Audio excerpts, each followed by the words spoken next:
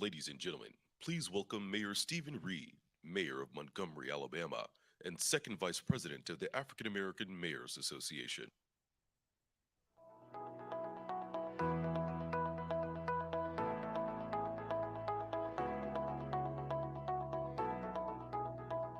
Afternoon. Good afternoon. For 7 years, I was a judge and I had a gavel. I don't have a gavel, but I got the microphone. So as you come on into the luncheon, we want to thank all of you for your participation. And we want to thank all of you for your partnership and sponsorship, the African American Mayors Association. Thank you all for joining us for the welcome luncheon during this 9th annual conference. And having served as the second vice president of AAMA for the past year, I'd like to thank President Frank Scott and the Little Rock team for all of their support and leadership of the African American Mayors Association and for continuing the legacy of leading such a phenomenal organization. Let's give them a round of applause.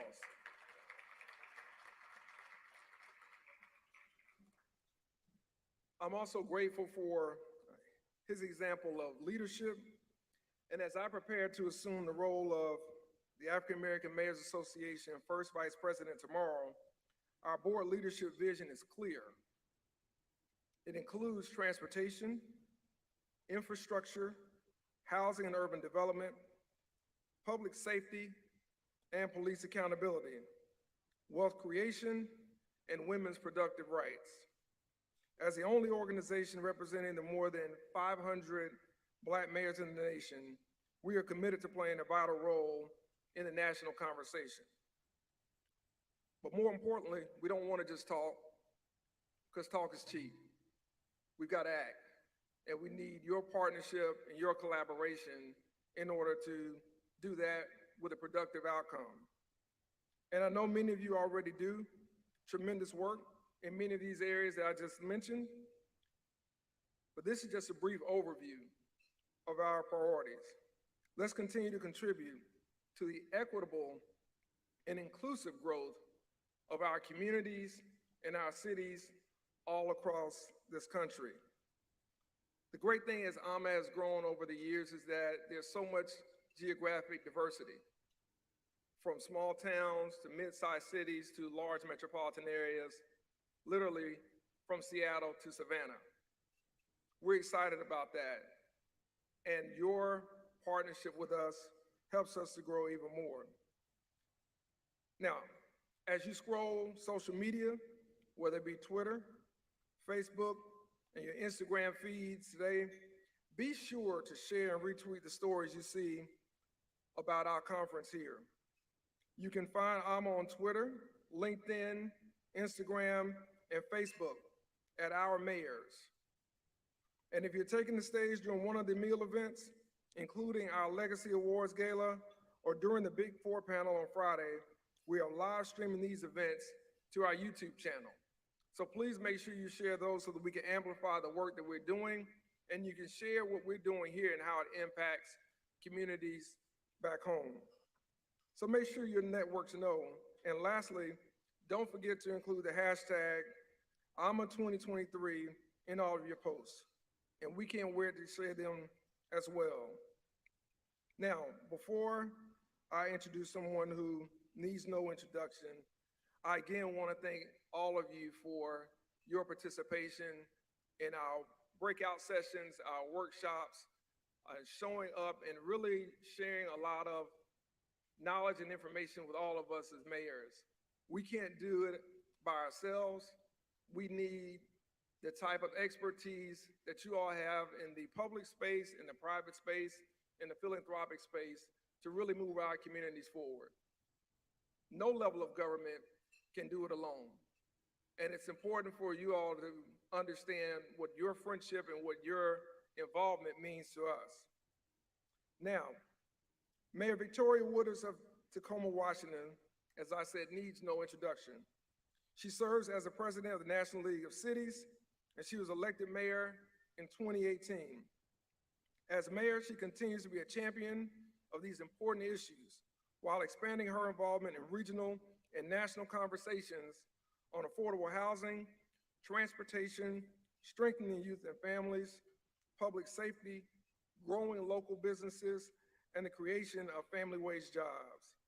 She has also worked to engage the city's youth more fully in community decisions that impact them every day by expanding Student Government Day and establishing the city's first youth commission.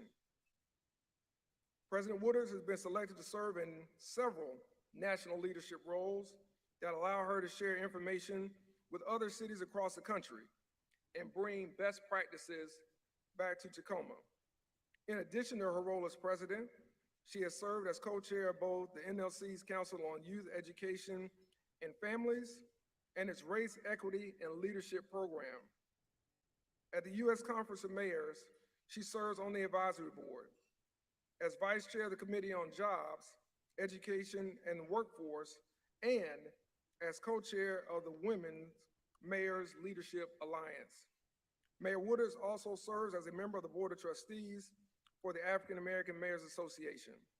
Ladies and gentlemen, please welcome Mayor Victoria Wooders.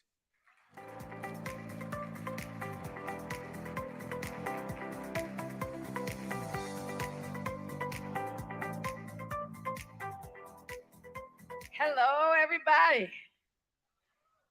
Okay, anybody who knows me, what am I going to tell you right now? You got it. It's 12 o'clock here. It's 9:15 in Tacoma, but y'all had me up at 5 a.m. So I'm just waking up, and it's a work day, so I am actually awake. It's better than a Sunday when y'all got me up and I'm trying to sleep.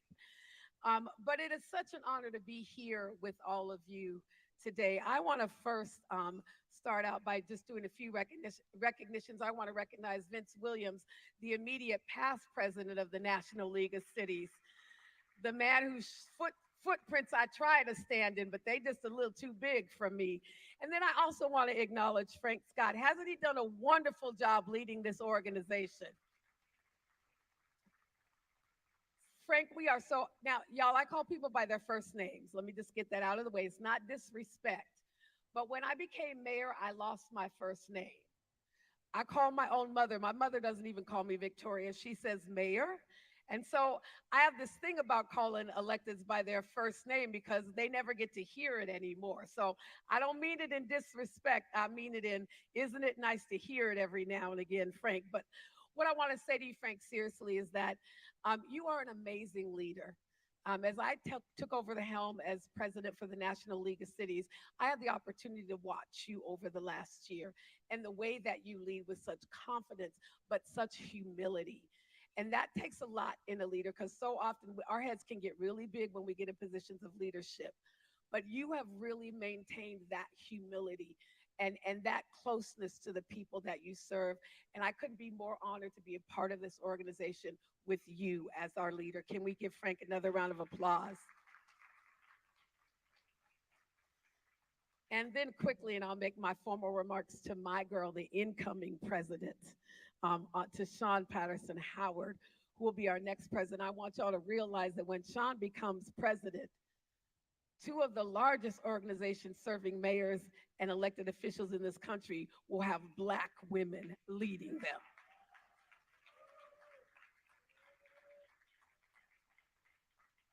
And Sean, I am so looking forward to spending the rest of my time as president NLC working side by side with you, girl. We're gonna do some things together. We're gonna make a difference, not only for our people, but for people across America. And then just very quickly to Phyllis Dickerson, who needs there's nothing I can say, but thank you, Phyllis, for your continued leadership and hard work. We appreciate you. I don't have to tell you all why it's important that NLC and the African American Mayors Association work together going forward. I also don't have to tell you what we've already done. We can think about ARPA and the Infrastructure Act. That's the kind of work we've already accomplished together. This year, as president of the National League of Cities, I chose the theme, investing in people, building partnerships, and creating endless possibilities. So people plus partnerships equals possibilities. And that's the reason I'm standing here before you today, is because if we continue to work together, focused on the most important asset that we have, and that are the people who choose to call our communities home. If we can continue to focus on them and then we can continue to work together, we really can change lives of people in our communities and create what I call endless possibilities, meaning that everyone who lives in any one of our cities, towns, or villages has an opportunity to really achieve their full destiny. Because I'm not a person who believes you empower people. I believe we remove barriers and give people the tools to empower themselves. And if you do that, that's like giving somebody a fish. If you give them a fish, they eat for a day. If you teach them how to fish, they eat for a lifetime. And that's what we do as mayors, as leaders in our cities, is making sure that we are giving people what they need and what they deserve to be strong, contributing members so that they can take care of themselves and their families. They can change how they move forward for generations to come. We have to do this work together because we all face the same things every day, whether you're from my community where we only have 10% African Americans, or as we heard this morning from Jackson, Mississippi, where you have 85%.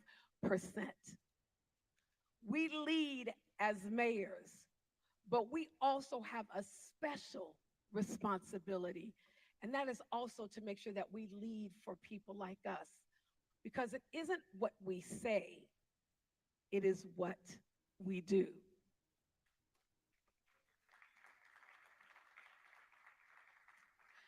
So what I commit to you in the rest of my year as president for NLC is to be a strong partner with the African American Mayors Association.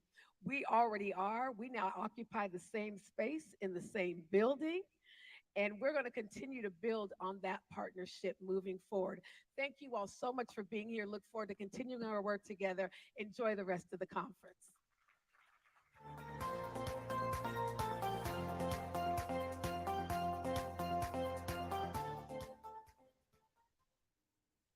Ladies and gentlemen, please welcome Reverend Kenneth Reeland, Senior Pastor of Paramount Baptist Church in Washington, D.C.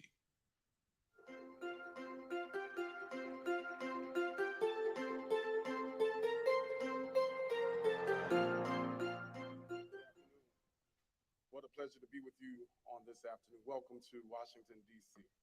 May we pray?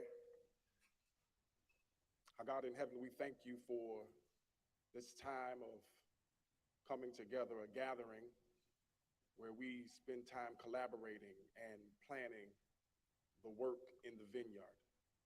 Thank you for these leaders that, though they lead, need your leading. So God, while we're here, pour into us while we pour into others. Bless this food that we're about to receive. We ask that you make it nourishing for our bodies, for the work that we've been called to. This is our prayer in your Son and our Savior's name we pray. Amen.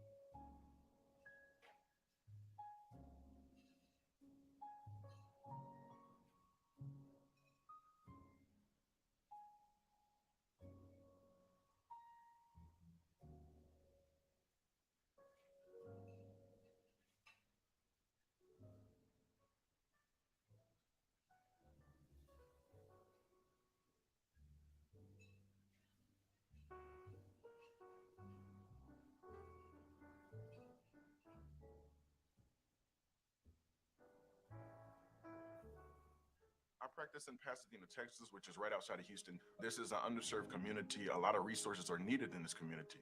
And Village MD, we're able to provide them the resources that they need to keep them out of the hospital and keep these patients healthy. We are very committed to health equity. As we grow, as we expand, we are committed to placing clinics in underserved communities. I think as primary care providers, we want to practice to the highest level of our ability. We chose to go into primary care for a very specific reason. And Village allows you to cater to your patients and really practice medicine. It's not about just seeing as many patients as possible. It's about how well can you take care of them. Village allows me to be a better doctor. It allows me to deliver better care to patients.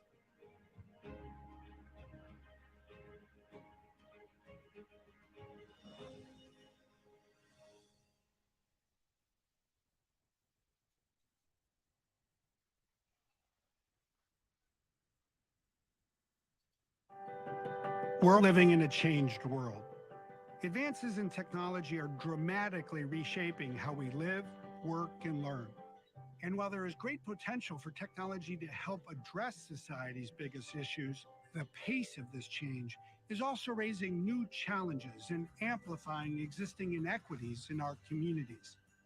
Now more than ever, Microsoft recognizes its enormous responsibility and opportunity to ensure that the technology we create benefits everyone on the planet, as well as the planet itself. Now is the time for urgent action. Those of us that can do more should do more. But the challenges we face are complex, and no one company, industry, or country can solve them alone. Together, we can reimagine a better future.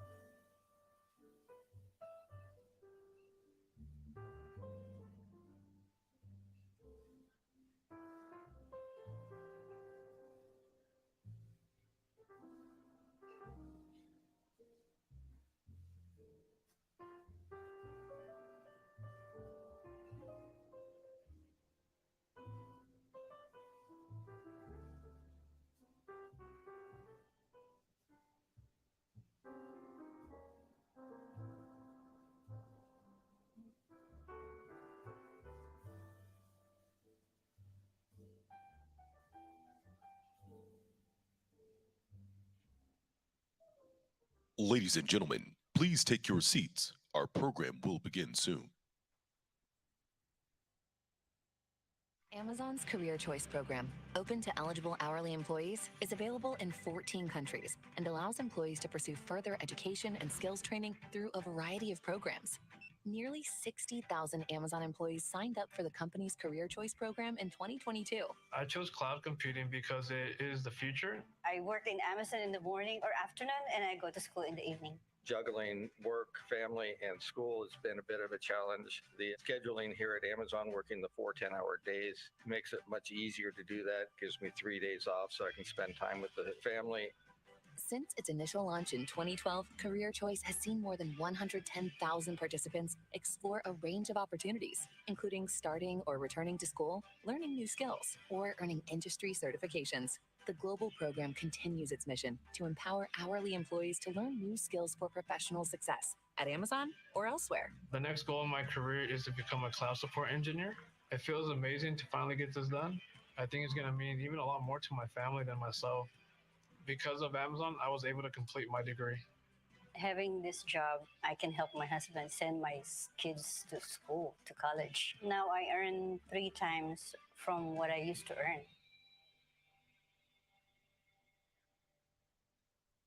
Ladies and gentlemen, this panel is sponsored by Amazon.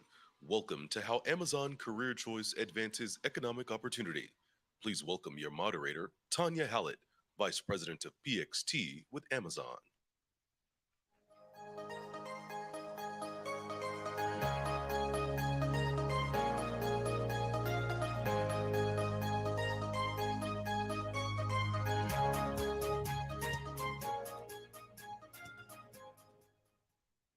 Well, thank you. Thank you. Good afternoon. Thank you for attending this fireside chat. I know there's lunch involved, so maybe that was a part of the choice, but we're so happy to have you here with us. And this is an opportunity to learn about Amazon Career Choice and how it advances economic opportunity in communities throughout the country. My name is Tanya Hallett, and I am the Vice President of People, Experience, and Technology for Amazon Stores. For some of you, that just means I'm the Vice President of HR. Amazon Stores is everything you think of when you want to get stuff, but it does entail everything from retail, grocery, and healthcare. So everything that encompasses that globally. I will also share with you a fun fact about myself. And it's a peculiar thing we like to do just to make sure that we can, let go of some of the formality in our meetings. So a fun fact about me, which makes this panel really exciting, is that I was a college DJ at an alternative rock station. I did play a lot of R&B and hip hop, but I also had my time doing alternative rock, so it's a lot of fun. I'm gonna ask my panelists to do the same. So if they could please join me on stage. We have Mayor Hancock from Denver. Of course, he'll say a bit more about himself. We have Dr. Westrick from Morgan State, and we have Josh from Amazon, one of my colleagues, and also Michael Netzer from Baltimore County. So I'm actually, Mike, since we go back a bit, how about you introduce yourself and share your fun fact? I told them whoever sits next to me is going to go first. Good afternoon. Good afternoon. Fun fact for me is my daughter had a baby girl yesterday. So. Oh, awesome. And Congratulations. the real fun fact is I did play in a rock band early in my life, and my hair was a lot longer and, believe me, a lot darker. Hello, I'm Josh Thomas, the Regional Director for Sub Same Day within Amazon. Fun fact about me, there was a period of my time where I moved to 10 different cities in 12 years with 2 companies, so lots of moving. Hi, Nicole Westrick, Morgan State University. And my fun fact is that when I lived in Baltimore the first time for 5 years, I performed in a synchronized swimming theater troupe.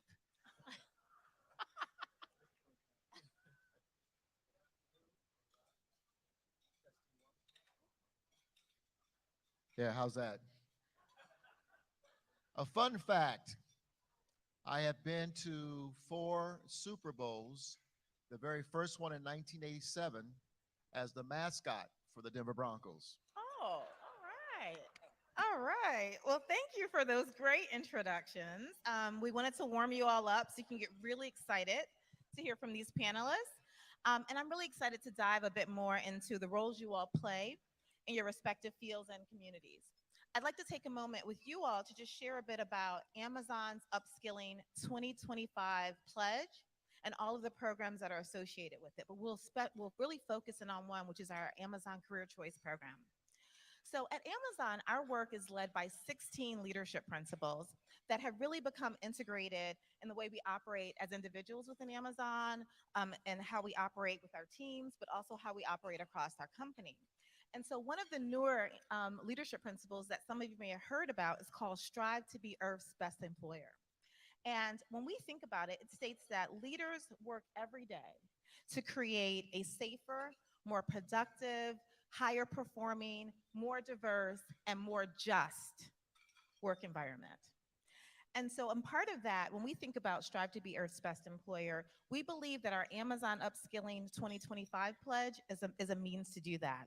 It is a $1.2 billion investment or commitment to provide skill training opportunities to over 300 employees by 2025. I will tell you that we have 10 of these programs, of which I've already mentioned. Our marquee program is our Amazon Career Choice program. And right now we have 130,000 Amazonians who are participating in that. And the uptick most specifically occurred last year when we entered into this pledge, where we had 60,000 Amazonians sign up for it. So for some of you who've been following Amazon in this place, we first started this work back in 2012. And when we started this program in 2012, it was because at that time we were an employer that thought that hourly employees that came to work with Amazon we should then invest in them getting professional credentials and certifications to go work somewhere else. But as you know, when you think about Amazon in 2012 and where we are now, we're now an employer that's in many more industries. And so we've now changed our program, and we have 3 verticals that we invest in. So we invest in pathways, where employees can still gain those industry certifications, but now because we have grocery and pharmacy and healthcare, they have a choice to not leave Amazon, but to stay within Amazon or pursue externally. We have foundations, which is another vertical, and that's to allow employees to improve their English language skills, get a GED, or get a high school diploma. So that was new for us. And then the last thing is our college vertical, which we're really excited about. And we saw that our Amazonians really responded to that. We're now allowing our employees to pursue getting an associate's or a bachelor's degree. So this is game-changing stuff. We're really excited about it. It's something unique that we've done. And in order to enable this, we partnered with over 400 university partners or learning partners around the country to help us to do this, to really provide the best outcomes for our employees. So thank you for allowing me to tee this up a bit as to why these are the panelists that we wanted to talk to today. So I'm excited that we have 2 of our college partners with us, as well as our state and a leader within our company who sees this bring to life. So Mayor Hancock, thank you again for joining us. Could you please share a little about how Denver approaches building economic opportunity for its residents and the advancements made together with Amazon through programs like Career Choice? It was on just a minute ago, really. If I can take 2 seconds, though, I want to acknowledge someone in the room, the real founder of this iteration of the African American Mayors Association, dear friend, former NBA All-Star and former mayor of Sacramento, Kevin Johnson, is in the house. We just want to say hi to Kevin. Awesome. Hey, Jay. What's up, baby? You know, Michael and I were just talking about this, and that is what Amazon is doing is reminding us that, one, the whole ecosystem of HR has changed. We have been a society that really has dismissed people. If you've made a mistake, it's hard for you to get a job, to get a place to live. And what we recognize in Denver, and we started by banning the box, asking people if they've had a conviction, which was almost an immediate disqualifier, but also recognizing that we have got to, it is more efficient, fiscally responsible to train and invest in our employees than to allow for that cycle of people coming and going in your system to keep occurring. Recruitment, training, and hiring is very expensive. And so recognizing that, we've done a couple things. One, remove those barriers. Two, invest in our employees by giving them the opportunity to go back to school and to get educated and to improve their educational lot. But also through all of our investments in infrastructure, how do we train people, give people the skill sets or to the opportunity to attain the skill sets so that they can continue to be employable for the rest of their lives? It's the old adage, I give a man a fish, he can eat for a day, but if I teach him to fish, he can feed himself for a lifetime. And then finally, I will say this, there is nothing more dangerous than a person without hope. And if you've got men and women coming out of the penal system or who've made a mistake, and we say you can't get a job, you can't get housing, we don't recognize how unsafe that makes the rest of everybody else. Because what are they going to do in desperation? But revert back or revert to something that is unhealthy for themselves, but also for all of us. It is time to reinvest. It is time to invest in our employees. It's time to invest in society. It's time to stop dismissing or throwing away people because someone makes a mistake. And that's what Amazon's doing, and that's what we have to do in the ecosystem of human resources. Thank you for that, Mayor Hancock. Thank you for being a leader to partner with us. I love that whole concept of, the old adage, teach a man to fish, but also the concept of hope and how hope is critical. Thank you. So, Mike, could you please share a bit about the Community College of Baltimore County and your focus on learners? And you and I know that we've been doing this work for a couple of decades here now, but please share with the audience why you choose to partner with Amazon Career Choice. Good morning. My name is Mike Netzer. I'm the Vice President of Community College, Baltimore County. I was so excited to jump into the birth of my daughter. I missed that, so I apologize. So just a little to set the stage, Community College, Baltimore County is an institution that has 3 campuses, 50,000 students, 3 extension centers. But what's unique about it is that 50 out of those 50,000 students, half of our students are non-credit workforce related students. And out of the 50,000, that half that's accredited students, 85% of them attend part-time, which is really the trend, and it continues to be the trend that most of our students have 1 and 2 jobs while they're trying to gain their employment. What I was talking to Mayor Hancock, everyone in this room are politicians and individuals that have jurisdictions. They're always worried about 2 things when businesses come to locate in your area.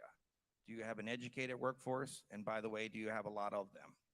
And I'm really concerned about educating that workforce.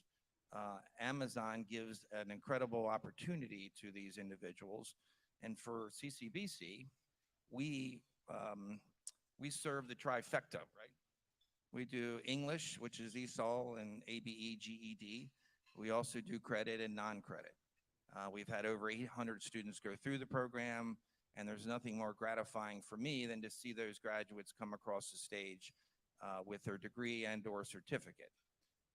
Probably the most gratifying for me is to Mayor Hancock's comments, is the GED and those individuals that for some odd reason didn't make their way through high school, come through that program, and some of it is what Amazon pays for. And those individuals come back and finish their degree and then go on to be nurses, engineers, and then even transfer to a partner institution like Morgan State. So I really call myself pretty much shameless about it, but my job is really to not only educate and give individuals the training they need to be successful, but also to really put them out into the workforce in living wage jobs so they can pay taxes and they can continue to pay my salary. So that's it. I love that. Thank you. Thank you for being unapologetically shameless and supporting the trifecta. We like that, right? We like pathways, foundations, and college, the trifecta. Thank you so much. So Dr. Westreich, Morgan State University is one of several HBCUs that we partnered with the Amazon for Amazon Career Choice. Could you please share a bit about Morgan State's mission to serve the community and how you think employer skills training programs like Career Choice advance economic opportunity in the communities? Absolutely. So Morgan is an HBCU, and we are the preeminent public urban institution in Baltimore, Maryland. That's right. There we go. There's our Morgan alums. And I want to contextualize my remarks a little bit because Baltimore is a city that is over 60% Black, and there are significant gaps in degree attainment between Black and white households. Black households achieve degrees at 16%, while white households achieve degrees at 43%. Morgan's mission is growing the future, leading the world. And the college that I'm responsible for sees educational attainment as a pathway to economic access through meaningful work and living wage jobs.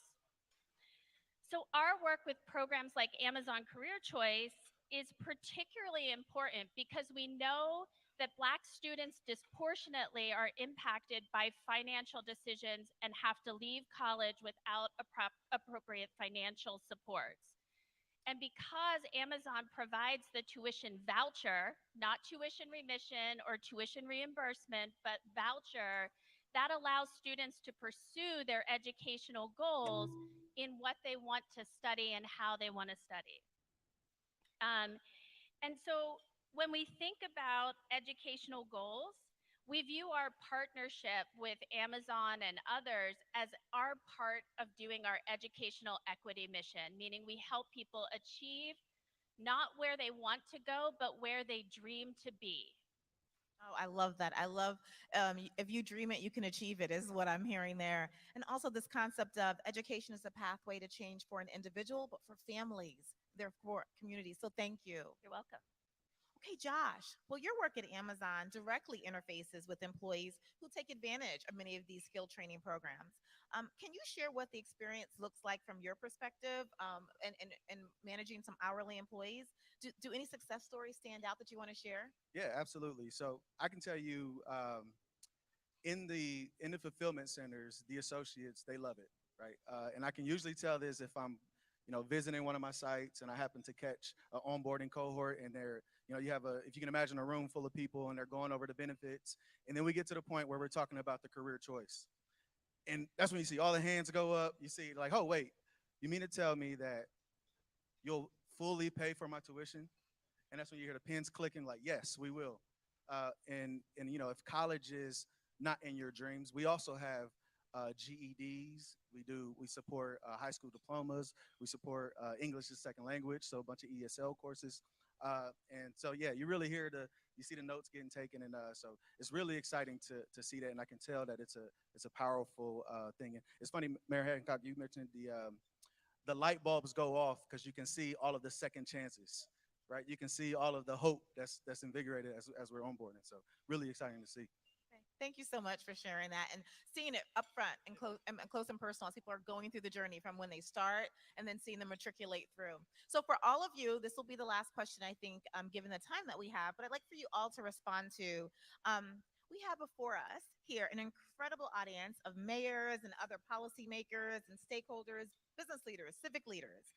What is the one thing that you want policymakers to know or keep in mind as they think about updating workforce and post-secondary educational systems? So this is your opportunity to rally and get them around the one thing. So would you like to start, Mayor Hancock? Can't say no. Say, would you like to start? No, I don't want to start. And I'll tell you that, and I think I started with this statement, the whole dichotomy, the whole ecosystem of how we hire people, who we hire, it has changed. And the reality is that our society is replete with people who have been dismissed.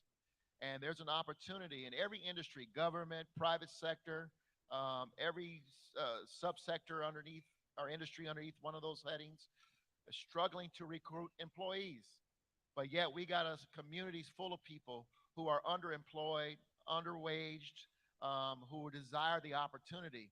What Amazon is doing and what cities like Denver has understood, that if we can go into these vulnerable communities, train people with skills that allow them to work for the rest of their lives, now we begin to transform these communities. We begin to create opportunities at least sustainable living and wealth building.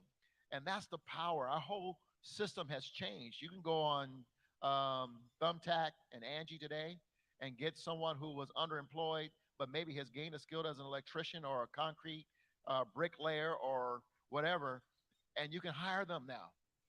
And you don't ask, do you have a record? You say, can you do the job? And that's the kind of society we should be operating in and pushing forward. Awesome. I love that. Thank you. So I just want to emphasize when you think about education, you should be thinking about a two-gen approach. That means two generations. We know that when we build success for people who are parenting or caregiving, we build success for the entire family that leads to building of intergenerational wealth. And that is a pathway out of poverty for every individual. The second thing, because I'll take two, is that if you can, you should partner with your local HBCUs. And if you don't have a local HBCU, you should partner with Morgan State University. And we will help you solve your talent challenges. I love the shameless plugs. I do. I do. Josh? Nice shameless plug. Who happens to have a full online degree, right? You can do it from anywhere. I just learned it today. I think the thing, it goes without saying that it's just, it is mutually beneficial to upskill our workforce. And I've seen it time and time again in our fulfillment centers where we send someone out and, they go get a maintenance degree or a maintenance certification. And they went from picking and using our robots to now fixing our robots. But they understand the culture within Amazon. They understand, they know the people.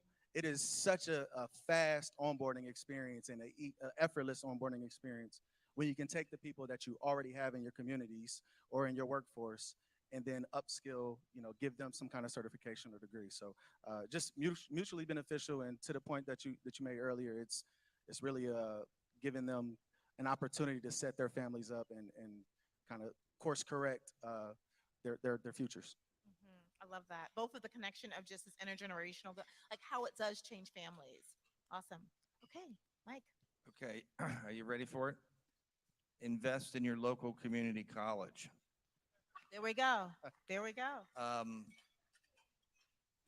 That's really the gateway to education. We're sort of, we serve everything from GED, individuals that want to obtain their GED, to individuals that want workforce certifications, to individuals that come and transfer to institutions like Morgan State, individuals that upskill, individuals that want to become a CDL driver. We sort of serve all of our students.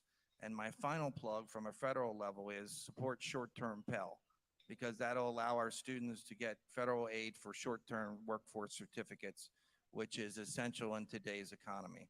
Thank you.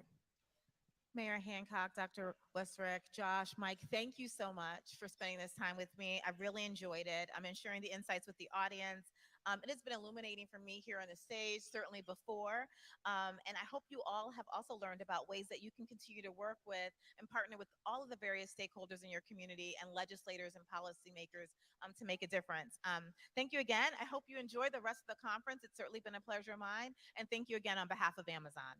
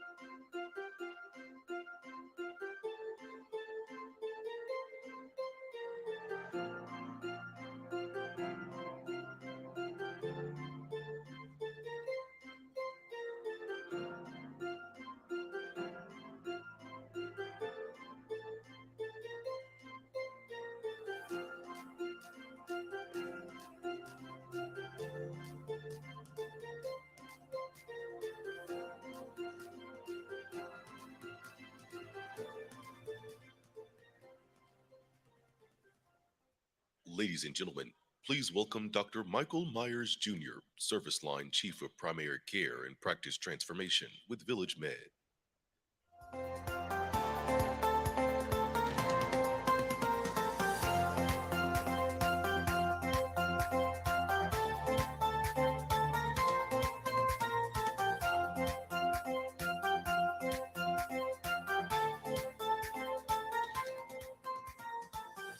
Hello.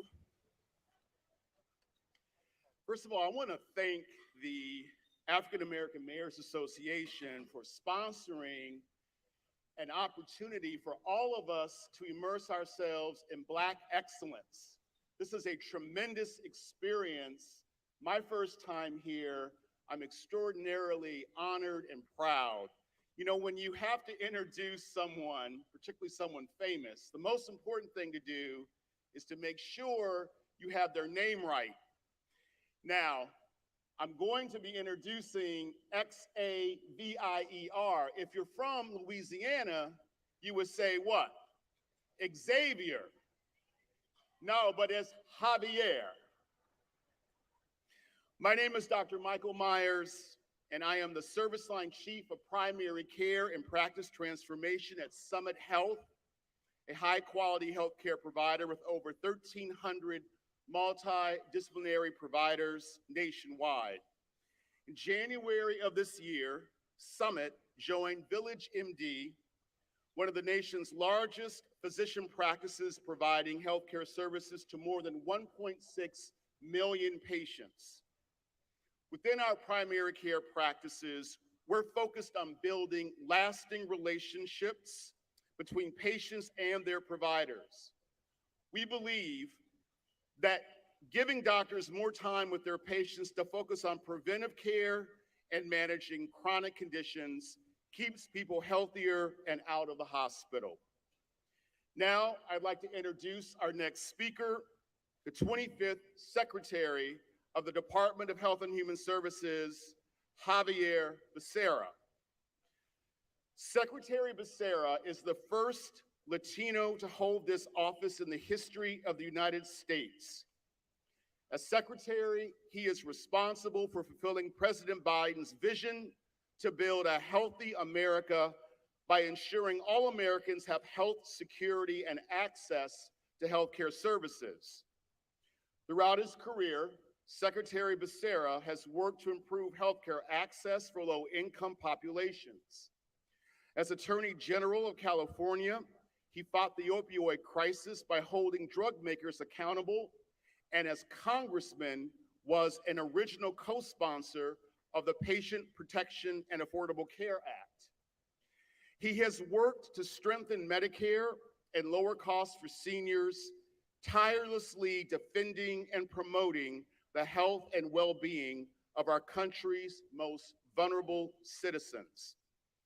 Our country faces numerous healthcare challenges, and the Department of Health and Human Services is at the center of addressing many of these issues, including transforming behavioral health care, preparing for future public health threats, protecting the health of all Americans, expanding the healthcare workforce, ensuring coverage and access to care, improving the health and well-being of children, families, seniors, and people with disabilities, advancing science to improve health, and ending cancer as we know it.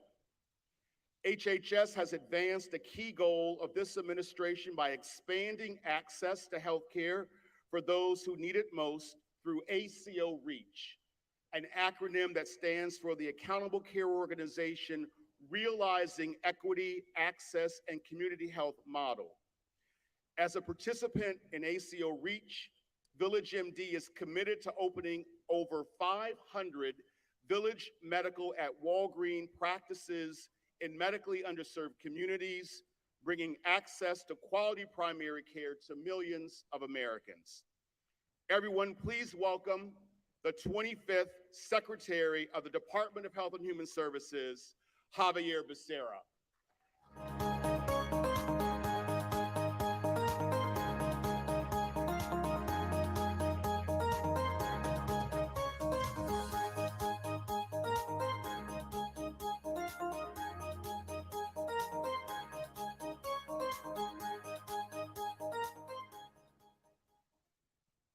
Thank you for joining us, Mr. Secretary.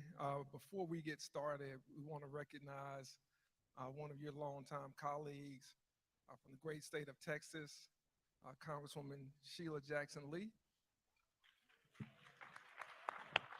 Thank you. That is a literal mic drop. Congresswoman, thank you so much, and thank you for all of your support, as well as all the members of the CBC. We're grateful for that. Certainly, I want to jump right into our conversation.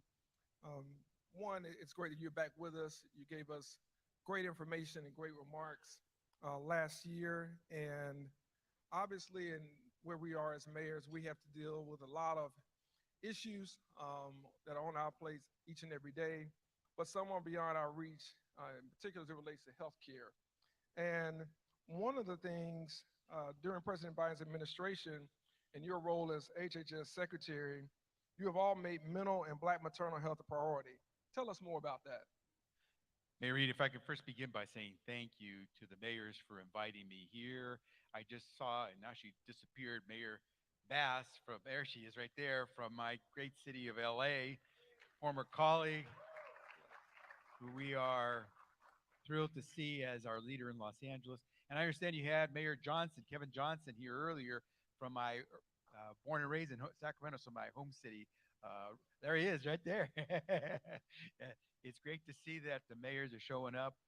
And on something like maternal health, and I know I'm addressing mayors, and most mayors don't have jurisdiction over healthcare directly, but you all can help us on this one, because the issue of maternal health is not one where we don't have the science. We don't have the access. And we need to make sure that mothers or mothers-to-be and their babies-to-be have access as early and as often as possible. That's why last year, we put out a challenge to the states on Medicaid and said, instead of giving you access to maternal health care postpartum, after a woman delivers for 60 days, that's what they qualify for Medicaid services, for herself and the baby, we said, we will up that to 365 days of healthcare, maternal health care for her and her baby, if the states will buy in. And the good thing is that some 30 states, more than 30 states have bought in. Of course, the bad news means that there's still some close to 20 states that haven't. That means there are several hundreds of thousands of moms, future moms, who could have access to healthcare for a full year, who can't afford it on their own, but through Medicaid can. And there are states that are still not out there adopting this. And so we're trying to get out there and push this envelope. We're trying to also make investments in things like pre-delivery care. We know that doulas do a tremendous job of caring for women before they have the baby. And we know that if we help that woman get to the delivery room healthy, her baby will probably be healthy. So we're investing in the workforce, like the doula workforce and others, who help future moms deliver healthy babies. That's great. In 2019, suicide was the 10th leading cause of death for individuals of all ages in the United States.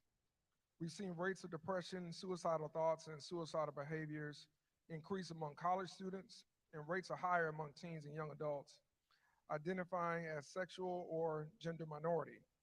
During your term of secretary as HHS, you've made a strategic objective to drive the integration of behavioral health into the healthcare system and to strengthen and expand access to mental health and substance use disorder treatment.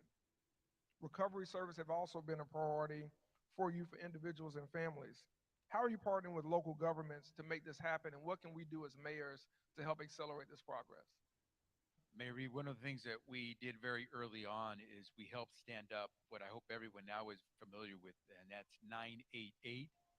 It is the mental health alternative to 911. And so rather than, and we've had these suicide prevention lifelines around for a long time, but they are different 10-digit phone numbers throughout the country.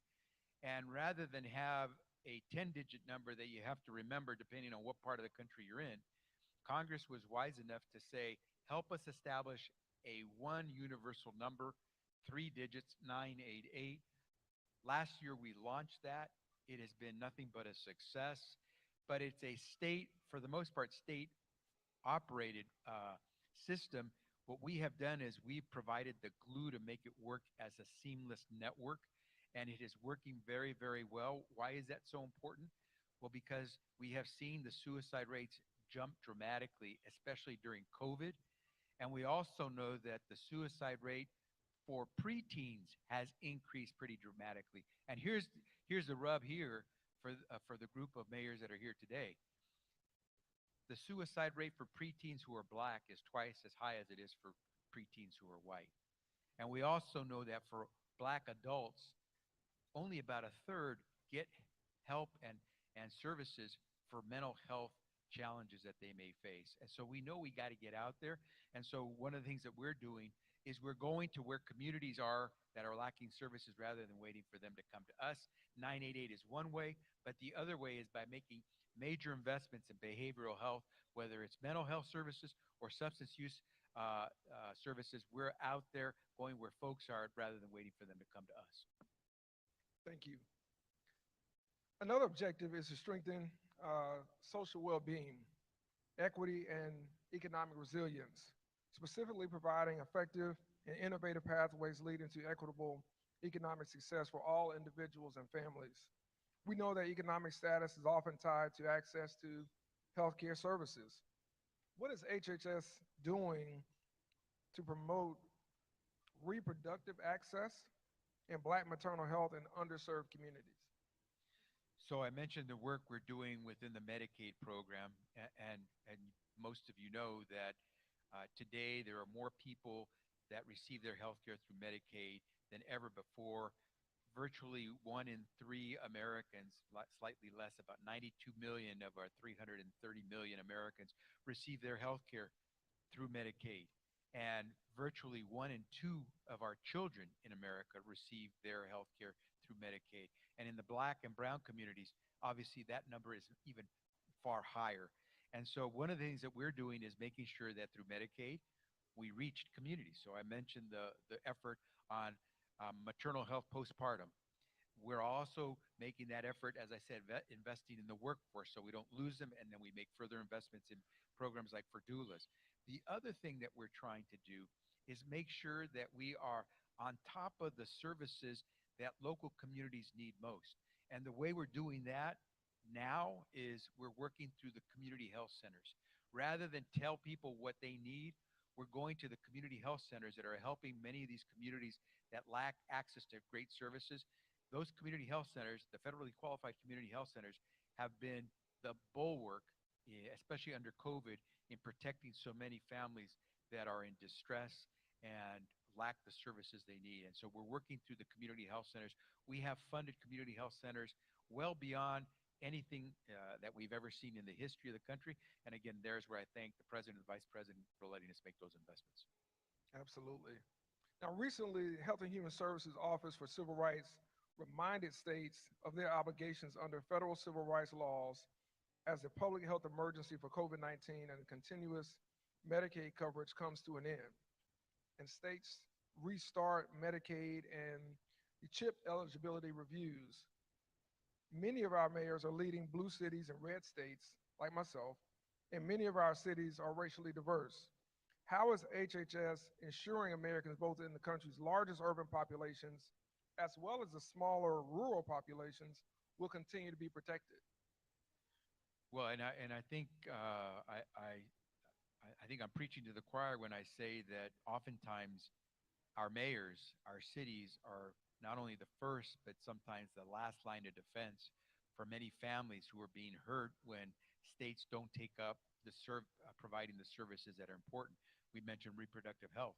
We have states today who are denying women access to the care that they need, and the folks who get affected most, obviously, are those who don't have a lot of wherewithal to go find it where they could access that care. If you've got money, you could probably go to a place where you can get that care. But if you lack the money, or you don't have the flexibility to leave your job or your family to take care of your reproductive health care needs in your particular state, you're in real trouble. And so we're trying to reach out where we can. And oftentimes it means not working necessarily with the state government, but working with the local government. And there is where we are absolutely interested in partnering with the mayors who are here to try to make sure that the people who you work for and protect continue to get the healthcare services they need. Maybe not as directly as you wish through your own state, but please, if we can be there, we will try, because we understand that our task, our obligation is to help every American wherever they are, regardless of what the infrastructure is within your state. Great. Now, last month, and this is my final question, HHS, through the Substance Abuse and Mental Health Services Administration, for those of us who are familiar with it, know about the acronyms, SAMHSA, announced 2 federal funding opportunities for certified community behavioral health clinic expansions. It totals $123.6 million.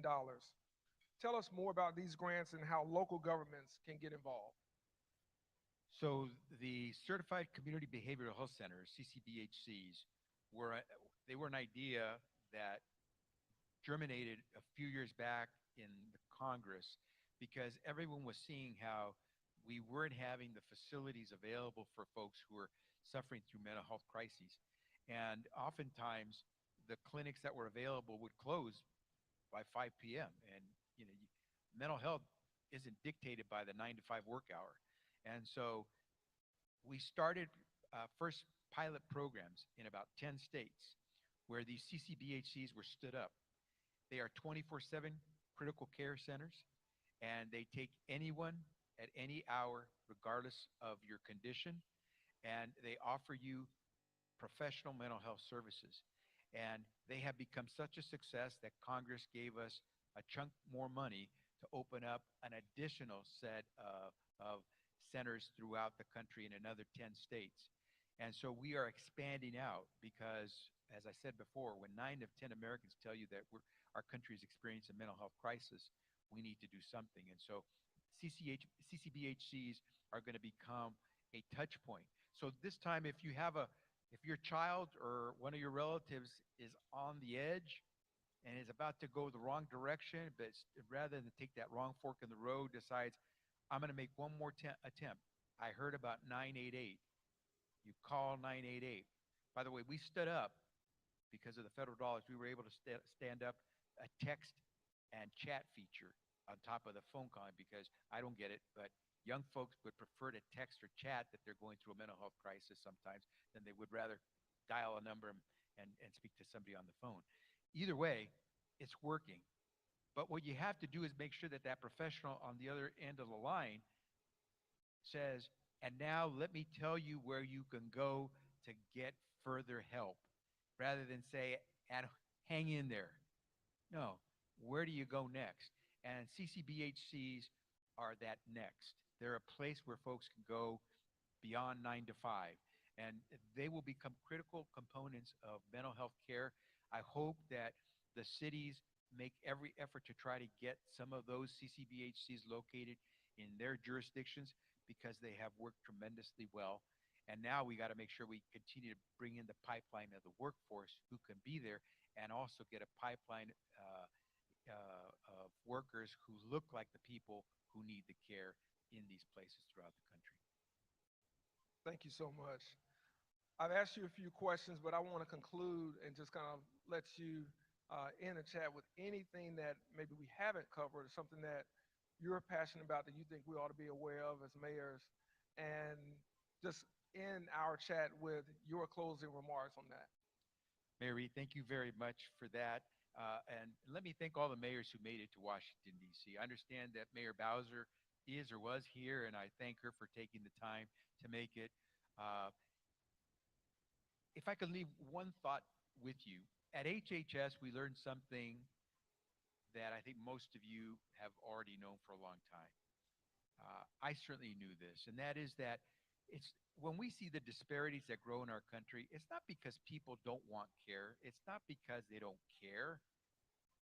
It's that it's tough to leave your job if you don't get time off, or you may not have a job if you try to go and get that service for yourself or your family, or sometimes it's just too far away. We made a decision when I became secretary early on. This was when COVID was hitting hard, and I got sworn in March of 2021. I started getting data coming into me on where we were on COVID. By about May, it became very clear. About 2/3 of adult white Americans had received their first shot of the vaccine on COVID.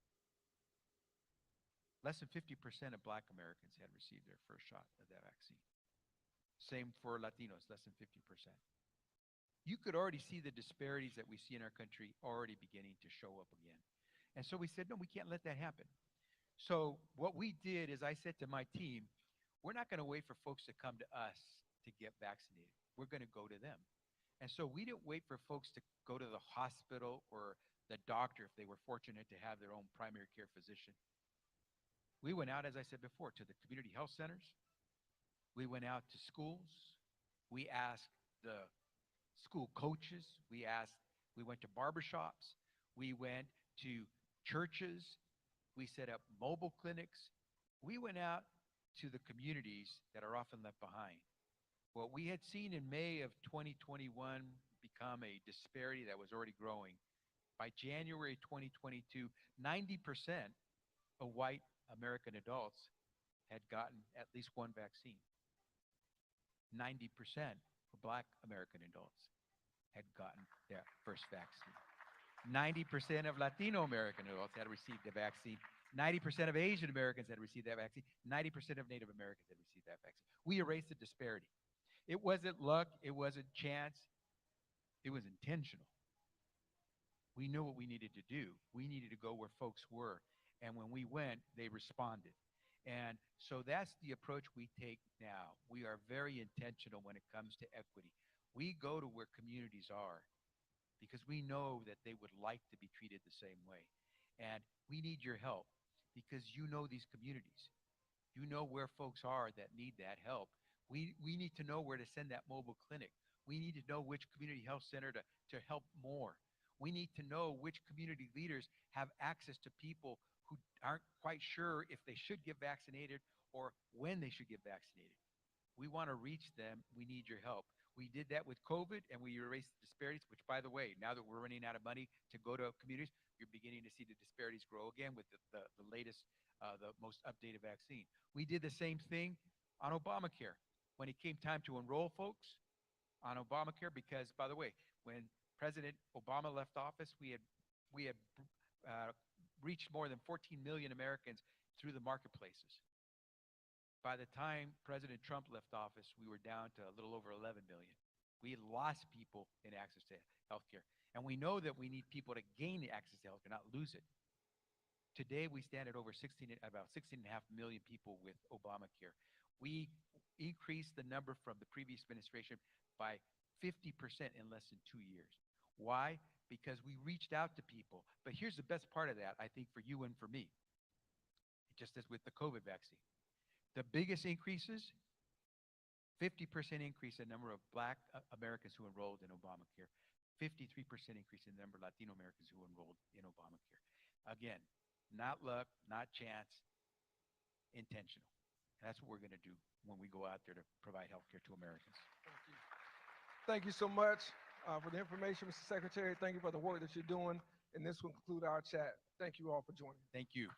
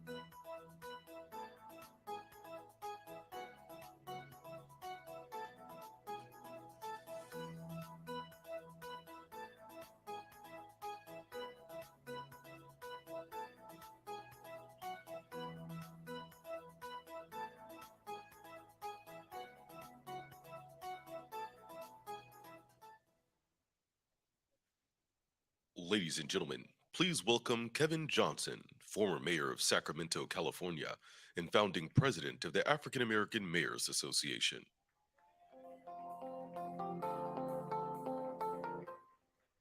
All right, hello everyone. Y'all look so good out there. Beautiful crowd, beautiful crowd. I want to just first of all say thank you so much for supporting AAMA. We've come a long, long, long, long way in 9 years. Give yourselves a round of applause. Phyllis, staff, great job, everyone. Mayor Scott, where Mayor Scott at? Look at you. Look at you. How Little Rock? Going well? Proud of you. Let's give it up for Mayor Scott. Great job as a leader of this organization. And just if you're wondering, just in case, I used to play for the Phoenix Suns, so we in the playoffs, so that's what I'm rooting for. But also I was mayor of Sacramento and they in the playoffs, so I got two balls in the lottery. And if I had to pick one, I'm gonna pick the Phoenix Suns because they paid me for 12 years. So let me just get that out the way. I get the honor of introducing a documentary called Punch 9 for Harold Washington. I know y'all know who Harold Washington is. This man was the first African-American mayor in 1983 in the great city of Chicago. A good friend of mine, Raymond Lampert, stand up Raymond, y'all see him. You don't have to clap for him, just see where he's at. Raymond is the producer and director of the movie. For the first time, I went to Martha's Vineyard last year and I went to the African-American Film Festival and they were showing this documentary. And I was like, we have to show it and partner with AAMA. And I called Phyllis and she said, no problem. So you're gonna see a brief trailer of the movie and then I will give you a quick pledge that I think we as mayors can do to support Punch 9 for Harold Washington. So if you wouldn't mind, run the trailer.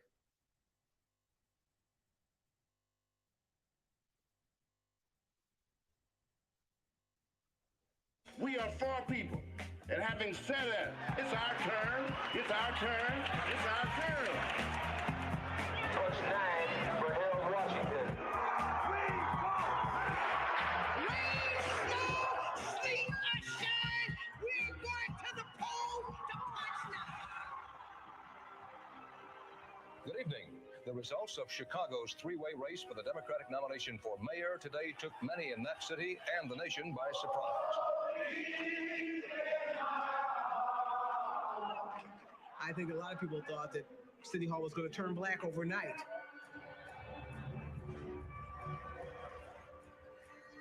The vast majority of the Democratic machine became Republicans.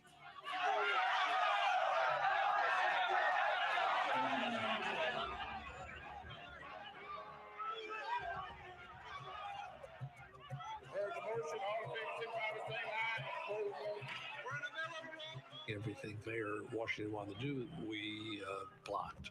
In my opinion, at the present moment, Richard Mell, the vice mayor of Chicago, is the mayor. This is going to be short. I am the mayor. In America, 29 votes is more than 21 votes. And that's the truth. Mr. Badoliak, I've never run from anybody, including you, in my life. And I will be fair to everybody, but I'm going to insist that for the first time, the city is fair to you. I thought he was going to be mayor for another 10, 15, 20 years. We're number one, we're number one, we're number one. There was a time when you said Chicago and someone would respond like a Pavlovian dog, segregation. But now, anywhere in the world you go, when you say Chicago, you know what they'll say to you? How's Harold?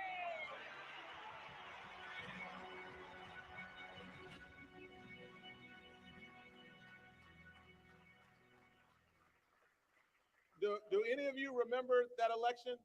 By a show of hands? I was in high school reading Ebony magazine and read that story and remember Coleman Young and Carl Stokes and Tom Bradley. These were the legendary mayors whose shoulders we're all standing on. At your table, you have one of these. It says Punch 9 for Harold Washington. We're asking 100 mayors to take the pledge, 100 mayors to take the pledge to support this movie, to create city advocates where you hold an event and we get 100 people to come to an event. We show the film, the documentary, and then from there, they register 10 young voters. Does that make sense? So 2 goals with this documentary. Number 1, we want to keep the Harold Washington legacy alive. So this needs to get picked up by Netflix or Hulu or someone like that. And the second goal is to register young voters. So Mayor Scott, I know you supported it. Do African-American mayors, can y'all stand up real quick? Let me see who you all are real quick.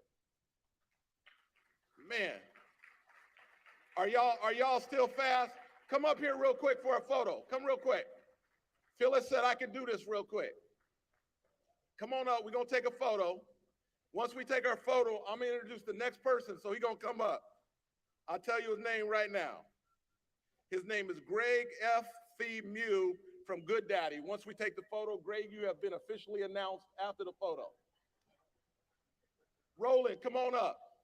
Raymond, come on up. Where's Charlotte Mayor in the house? Tacoma doing big thing. Okay, I see y'all. Wait, y'all got to get in the middle over there. Y'all know how to get over there? You in the middle, boss. Y'all normally not this shy, right? That big old, don't stop right in front of everybody. Look at him, look. Make room for Mayor Hancock.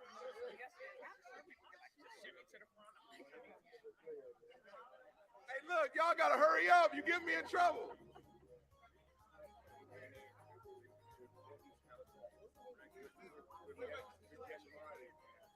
Sorry, I guess I done stole the podium, right? Thank you.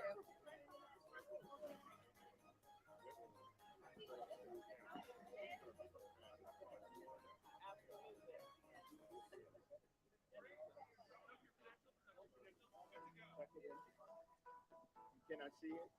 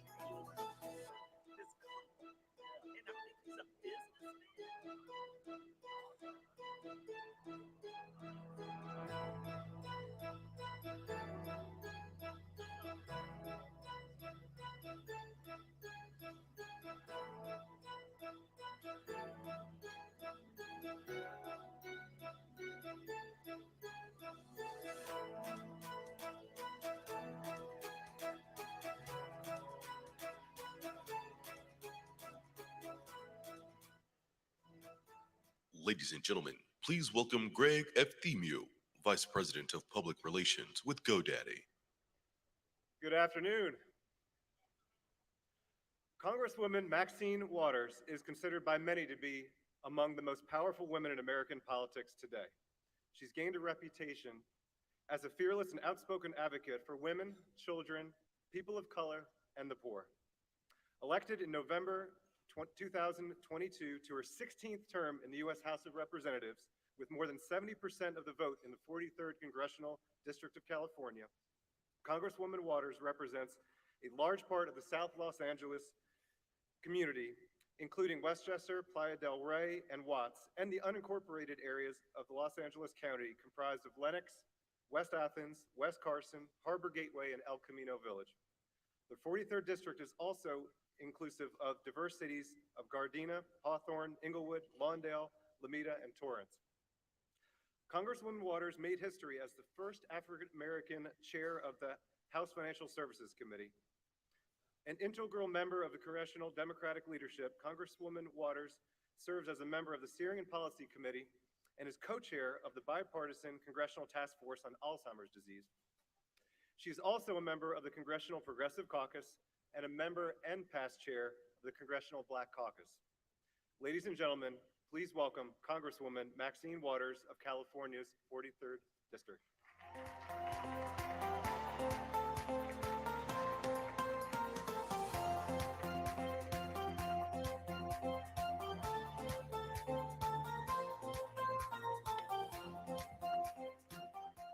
Wow, wow, wow, wow. Hello, everyone. Hello, hello, hello, and welcome to Washington, D.C. Let me take a moment to thank you, Mayor Frank Scott of Little Rock, Arkansas, president of the African American Mayors Association. Thank you for inviting me to be here with you today. Now, as you all know, Thursdays is usually go home day, so we close down, and a lot of people are on the airplanes now. But when this many black mayors come to town, I gotta stay. I gotta come and say thank you, thank you, thank you. Give yourselves a big round of applause. Okay, let me begin by congratulating everyone here who was recently elected or re-elected. Who is that? Who was recently elected? Mayor? Who was re-elected? All right, thank you so very much. Well, let me tell you, of course, I'm not, aware of all of those who were recently elected or even re-elected. But I want you to know in Los Angeles, we have a black woman mayor, Karen Bass. Give her a big round of applause. And so I was also keeping my eye on Chicago because my friend is Jesse Jackson for so many years and kind of watch what they're doing. And Chicago's new mayor-elect is Brandon Johnson. Is he here? Give him a big round of applause. Well, let me just say to you, mayors, I appreciate the duties and responsibilities of mayors. Mayors are responsible for making their cities safe, secure, and livable. Mayors must take primary responsibility for the basic needs of all of their residents, in addition to safety and security. This includes everything from street maintenance and repairs, public transit, all of that, schools and libraries, water and sewer systems, garbage disposal systems, animal control, and much more. So I really do appreciate the responsibilities of mayors. One of the things that happens here in Washington, D.C. is we're very busy, we're dealing with a lot of issues, but at least we can get away from the district and come here to Washington. But you have to face your residents every day. You can't go to the store, you can't go to church, you can't do much of anything, but you are right there with all of the people who are expecting you to make everything right. So I applaud all of you for the work that you do every day, regardless of what we do here in Washington.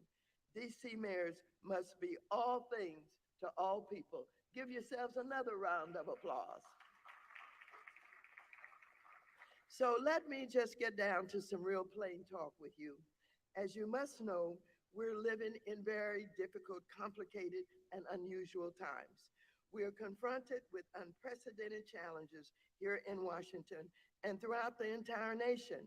Allow me to be frank and open with you about the state of affairs facing our nation. I do believe that you all must know by now that our democracy is at stake. Do you get that? We are witnessing the kind of racism that has reared its ugly head in more ways than we have seen even in the past. Domestic terrorism, gun violence, unusual climate conditions, and deep divisions in our states and federal government. Here in Washington, we are divided on the basic necessities of raising the debt limit, keeping the government open and paying our bills. Now, this may not be an issue that you pay a lot of attention to in the cities, but I want you to know if we cannot raise the debt limit, we're going to close down government. We will not be able to pay our bills. And so we're divided with the Republicans who are threatening us. And they're saying basically to us, if you don't give us the cuts that we want to government, we're not going to support raising the debt limits. And let me tell you, They have been saying that they're interested in everything from Social Security to Medicare to Medicaid, etc. They're trying to intimidate us. But the President of the United States, President Biden, has said this is not up for negotiation. Either you're in or you're out. And you've got to protect the people of this country and this government, and you've got to support to raise the debt limit. So we don't know what's going to happen, but we are absolutely convinced that we must not negotiate for the cuts in basic programs, in our basic programs such as Social Security, Medicaid and Medi-Cal, et cetera. And so we are standing up to them, and we're fighting to raise those debt limits without making deep cuts. We fail to do anything to contain gun violence because of the influence, of course, of the National Rifle Association and all of the right-wingers who hide behind the Second Amendment. And I know that many of you are confronted on a daily basis with increasing violence, with violence that's either taking place in your cities or nearby. And so this is an issue that this country has got to deal with. The mass shootings, the killings, all of that is something that cannot continue. We must deal with the violence of mass shootings and the violence that is basically killing young Black people, young Black men in particular. I know that it can spread, and it does spread, as we've seen in some of the recent killings, but this is an issue that's got to be dealt with. And let me just say this, even though the Second Amendment is being used as a reason that so many support ownership of guns, but we also know that even if ownership of guns is not being challenged, what we challenge is, do you need assault rifles? Why do you need the kind of ammunition and the kind of guns that are used in wars? Why do you need them even if the Second Amendment allows you, you believe, to have a gun? So this is an issue that we're dealing with. We're doing everything that we can to try to get some votes on some very basic things.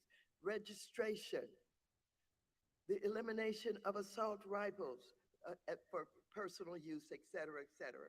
And so I won't go into that much further. You know what that issue is. You know what it's all about. And also you've heard something that we've not had to deal with before. I've been around for a long time, but we have a member who has joined us in the House of Representatives who has absolutely been responsible for the most unconscionable lies that we've ever heard of. I mean, you know all about him. I'm not going to talk about it a lot, but you need to understand what we're dealing with in the House of Representatives, in Congress, period. And this is one example of the new kind of challenges that we have. Someone coming in, complete lying about their backgrounds, about their birth, about the college education, on and on and on. But I'm hopeful that it's not going to wait until the elections to get rid of him. The Ethics Committee has started the investigation. Applaud if you think he needs to be out.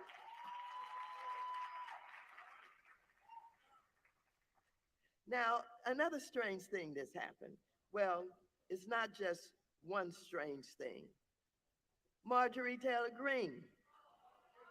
Have you ever seen anything like that in your life? And you know, there was recently a young man who served in the armed forces who had access to classified documents. And not only did he have access to them, he got them and he shared them with others, because it was like playing games. This is what they do. They're in all of these situations where they share this information. Now, that's not bad enough. Marjorie Taylor Greene said, we should not be criticizing him. That don't you understand that he's white and he's Christian and he's a good person? Well, I want you to know, anybody who claims to be patriotic and they cannot criticize someone who's stealing classified information information that if it is exposed, it could cause people to lose their lives, on and on and on. I just want you to get an idea of what we're dealing with. In addition to that, we have members of the House of Representatives who are aligned with and supportive of the Proud Boys, the KKK, QAnon, all of those domestic terrorists that were involved in January 6th, who invaded our Capitol, the ones who used the American flag to beat our Capitol Police and to end up killing people. So I want you to understand what we're dealing with here. This is not the kind of organized legislative effort where we get up and we go to work and we are respecting each other, where we are working with each other, where there's a lot of bipartisanship going on. This is very, very difficult. But I want you to know that we are going to take back the House of Representatives. We've got to take it back. We have no choice in taking it back. We're very close. They only beat us by a small margin, about 5 votes. But we have come back. The Democrats are strongly organized. Now, I know most of you are, in situations where you're not Democrat, you're not Republican, you're not independent, but we know who you are. And we know what you care about. But I want you to know that we have, on the Democratic side, elected Hakeem Jeffries to be the leader of our Democratic caucus. He is fabulous. He is respectful. He is organized. He's brilliant. And he's working with all of the members of the Democratic caucus, ensuring that everybody has an opportunity to use their talent and their wisdom to get good legislation on the floor, pass some of the committees, even if we can't get it past 5 of those Republicans.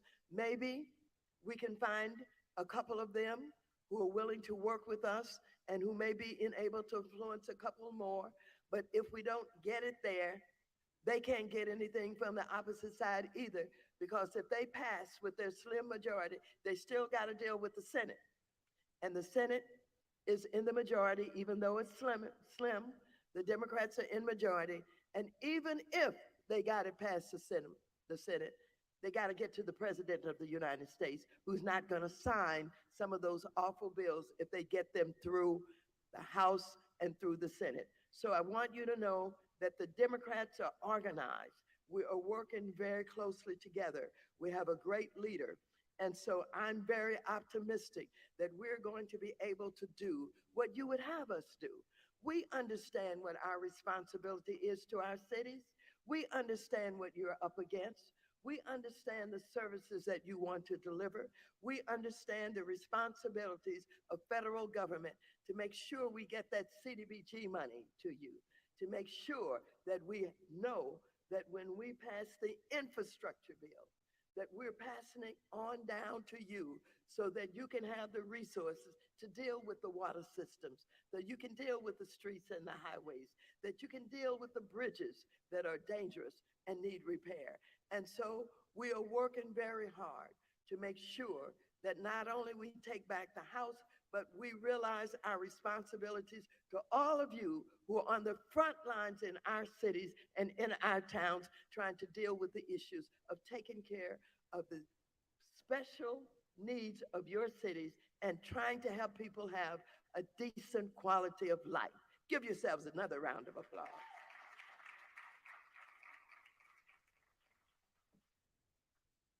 Well, I've talked to you about the Republicans and how they're threatening Medicare and Medicaid. But I want you to know, when you think about Social Security and the fact that literally prior to Social Security, we had seniors who were eating dog food. And so I'm going to give you this line to take back to your cities with you. They will undermine, they will cut, they will change Social Security as we know it over my dead body. It's not going to happen. We will resist, we will fight, and you let your seniors know that they have a Democratic caucus that's fighting for them. If any of you here are Republicans, you talk to your Republican friends because we are not going to lose Social Security. All right, having said that, criminal justice reform, it is so desperately needed. As we watch what is going on in this nation, in this country, again, I alluded to, mentioned just a little bit about, criminal justice reform. But I want to tell you, they cannot continue to shoot unarmed Black folks, these young Black men knocking on a door, happen to be at the wrong door, and somebody comes out and shoots you to try and kill you. And we can go on and we can talk about how we're losing young Black males in particular, but Black people overall. And that is, it doesn't matter. You know, we get people killed who are real estate agents who are trying to show up property and get killed because they are in the wrong so-called neighborhood. We get people who killed because kids are trying to use a swimming pool that has only been available to white children. We get killed for all kinds of reasons, and you can't drive while Black, you can't walk while Black, you can't go anywhere, you can't go to church while Black. They kill our people in Black churches. And so I want you to know, criminal justice reform is at the top of our agenda. Criminal justice reform is absolutely crucial to our ability to even think about a decent quality of life. And so we're working very hard on that. We were not able to get it passed because we didn't have all the support that we needed on the Senate side, but we passed in the House the George Floyd Justice and Policing Act in 2021, and unfortunately, the Senate refused to pass the bill, and the Republicans in Congress have shown no interest in criminal justice reform. But I want you to know we're on it, and we're not going to back off. Let me just mention a little bit about housing and homelessness.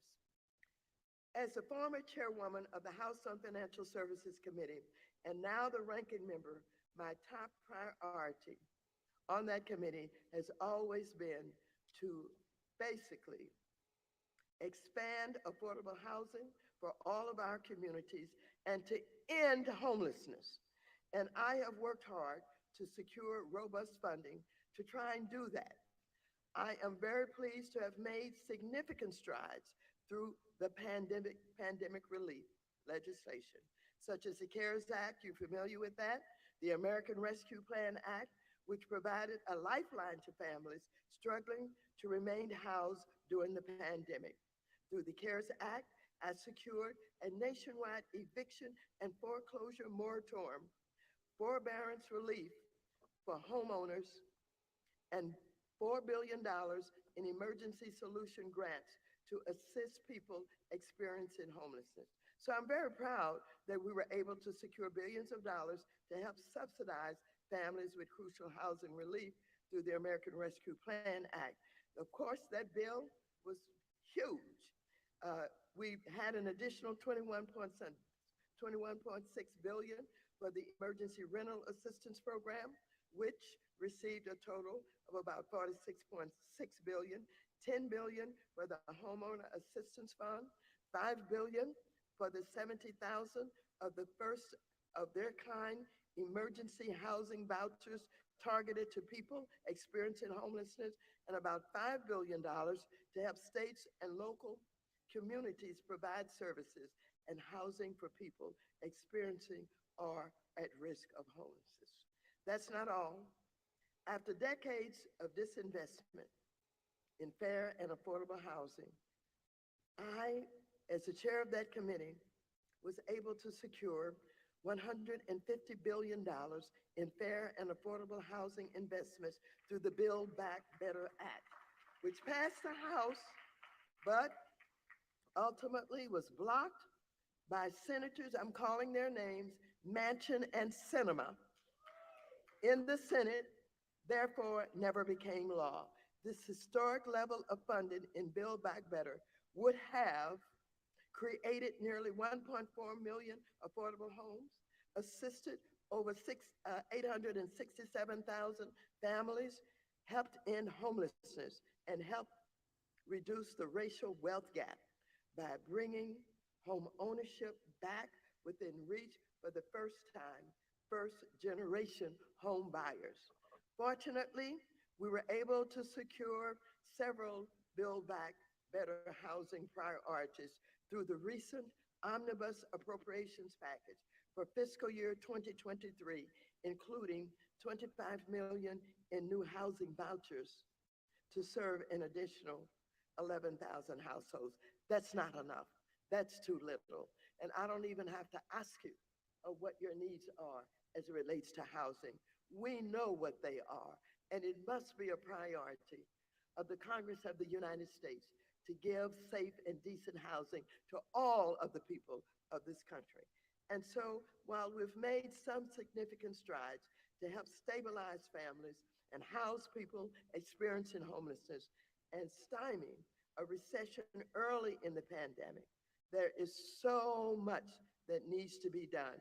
And I know it well. I think in this country, Los Angeles County is #1 in homelessness. We have about 50,000 people on the street every night, even though there is about, I think, 500,000 or more in this country that are experiencing homelessness. It is off the scale in Los Angeles. And so Mayor Bass has a tremendous job to deal with homelessness. This is one of the issues that she campaigned on, and we've all got to do everything that we can to help get rid of this homelessness.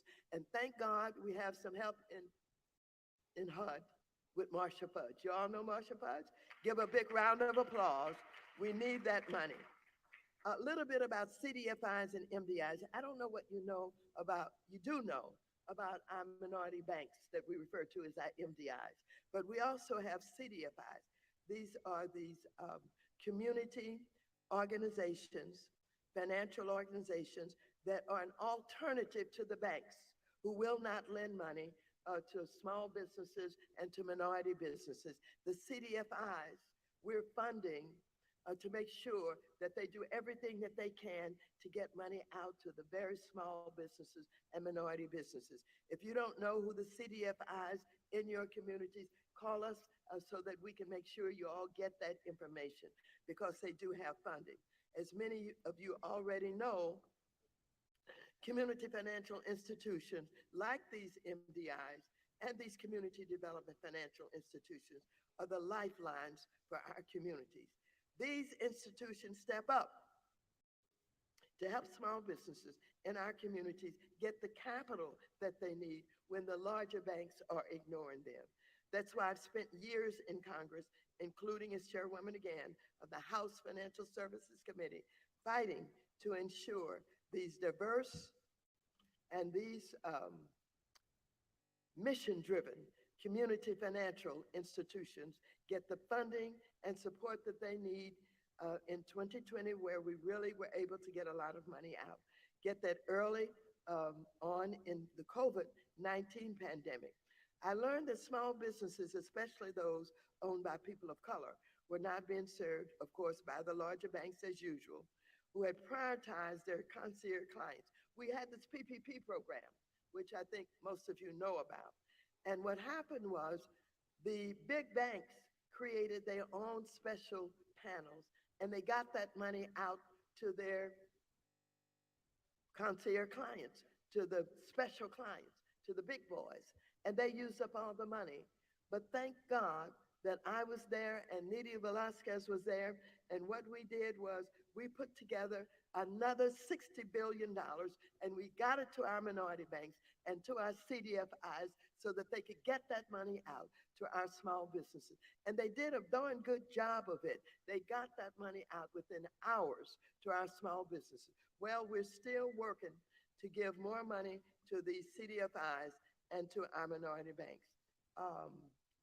These small businesses that got the money was able to get access to some critical relief.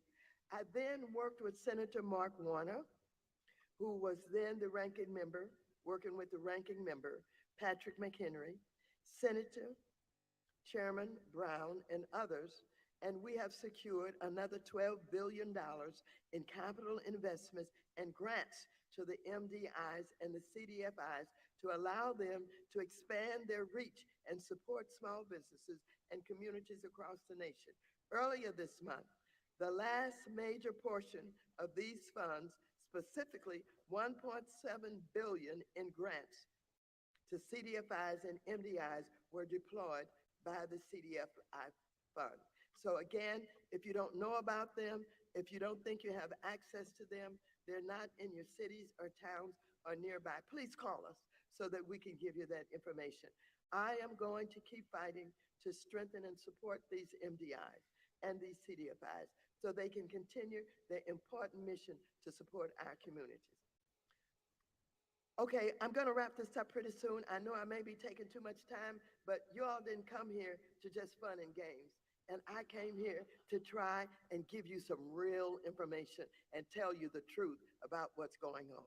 Last month, after Silicon Valley Bank experienced the largest bank run in US history, with $42 billion withdrawn in a single day and failed, many communities were worried that their deposits weren't safe in any bank and about the threat of a potential recession.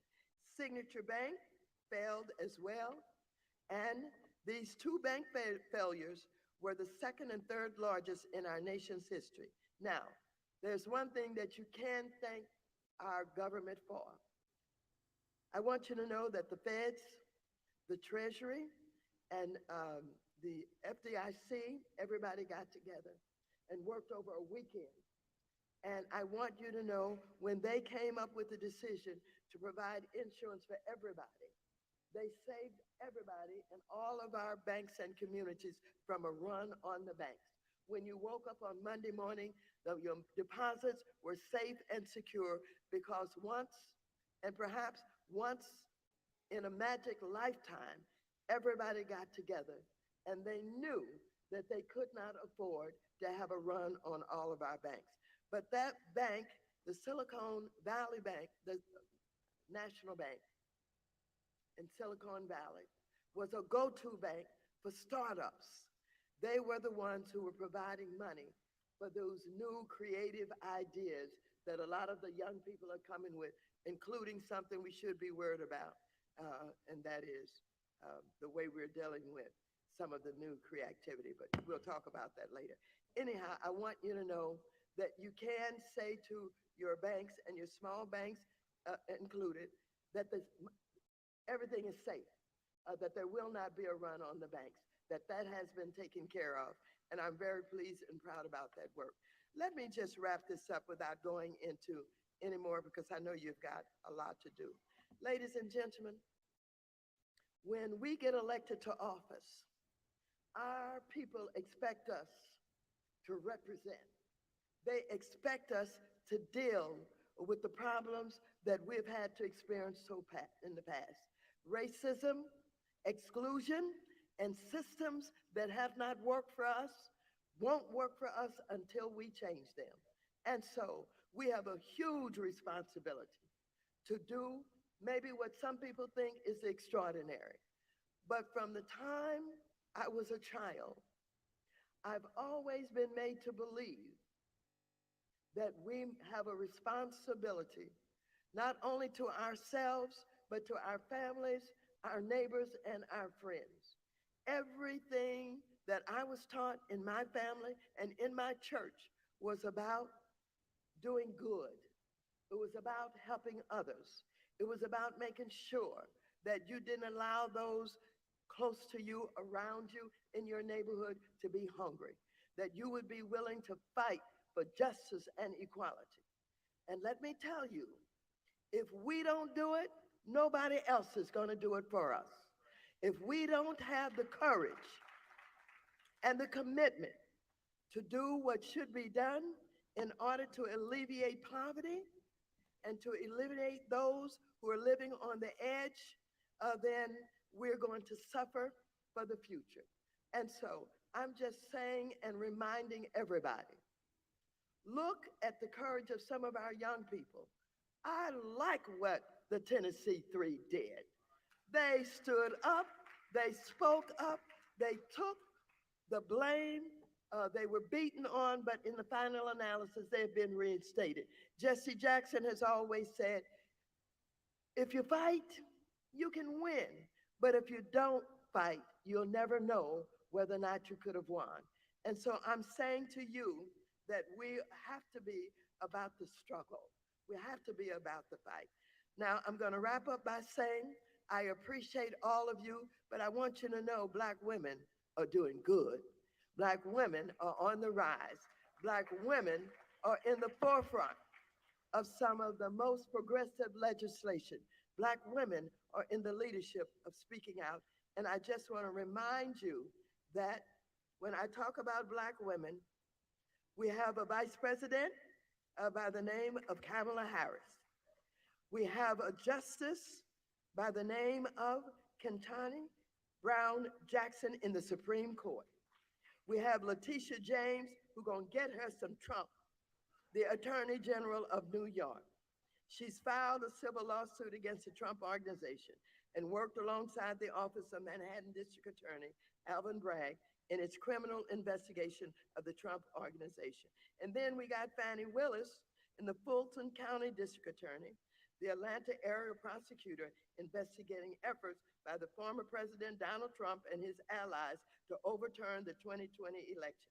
And then, of course, we've got a lot more, but we really should have had Stacey Abrams. She really won. They cheated her out of becoming the governor in Georgia. So I just mentioned that because I'm so proud, not only of the work that many are doing, but I'm very proud of the work that Black women are doing and finally being recognized for what they do. So come to Washington, D.C. as you have. Exchange information. Help each other to know what's going on in these different jurisdictions. Do everything that you can to make sure that you communicate to your constituents and they know what's going on and how they can help. I didn't talk about voter registration and voter participation because I know all of you know that we've got to do that every day of our lives and get people involved in voting. That is what is going to help us to be able to operate and to do what we need to do in a society that never expected us to get it done. And so have a good time while you're here. Call our offices, stay in touch with the Black Caucus, stay in touch with the Democratic Caucus. And for those of you who are Republicans, you stay in touch with them, but I hope you get nothing done. And so, having said that, thank you for letting me come and spout off a little bit. Thank you so very much.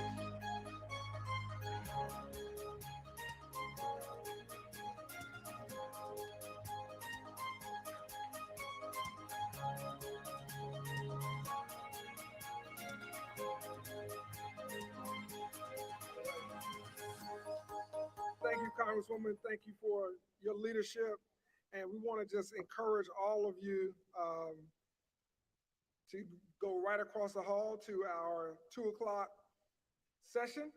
We're a little over, but that's okay. Small business and thriving economies, the opportunities and optimism, micro business to bring local economies, sponsored by GoDaddy in the Ambassador Ballroom. Thank you so much. Let's have a great conference, and this will conclude our lunch session. Thank you again.